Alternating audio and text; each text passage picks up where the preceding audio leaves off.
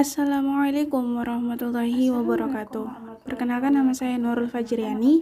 Di sini saya akan mempresentasikan makalah saya yang berjudul Konsep Dalil Nakli dan Akli dalam Islam menurut Quran Surah An-Nahl ayat 36 dan Quran Surah Yunus ayat 100. Pertama, pengertian dalil nakli. Dalil nakli bersumber dari Al-Quran maupun As-Sunnah yang membahas keberadaan dan keesaan Allah Subhanahu wa Ta'ala.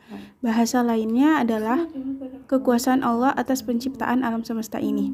Ilmu-ilmu ini cenderung disandarkan pada informasi dari orang yang diutus untuk menyampaikannya. Pada konteks ini adalah wahyu-wahyu Allah yang diturunkan melalui para rasul utusannya. Kemudian yang kedua, pengertian dalil akli.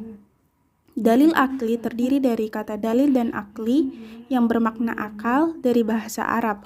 Jadi dalil akli adalah dalil-dalil yang bersumber dari akal.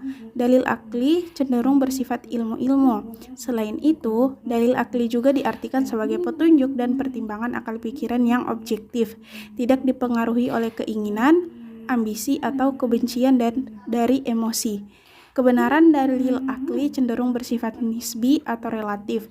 Bentuk dari dalil akli ini berupa ijtihad, ijma, dan qiyas. Kemudian, contoh penggunaan dalil nakli. Contoh dalil nakli terkait keesaan Allah Subhanahu wa Ta'ala dalam Al-Quran diantaranya Quran Surah Al-Ikhlas ayat 1-4. Berikut contoh dalilnya. Bismillahirrahmanirrahim.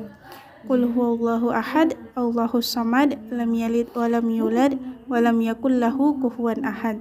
Artinya, katakanlah Muhammad, dialah Allah yang Maha Esa. Allah tempat meminta segala sesuatu.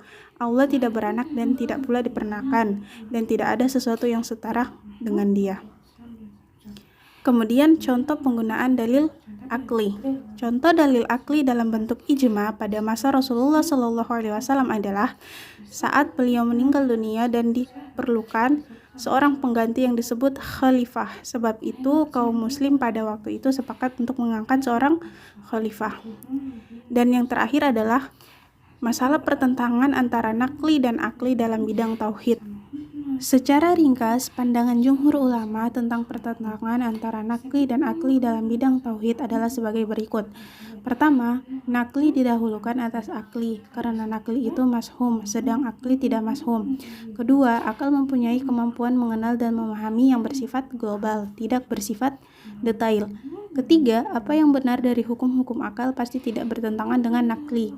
Keempat, apa yang salah dari pemikiran akal adalah apa yang bertentangan dengan nakli.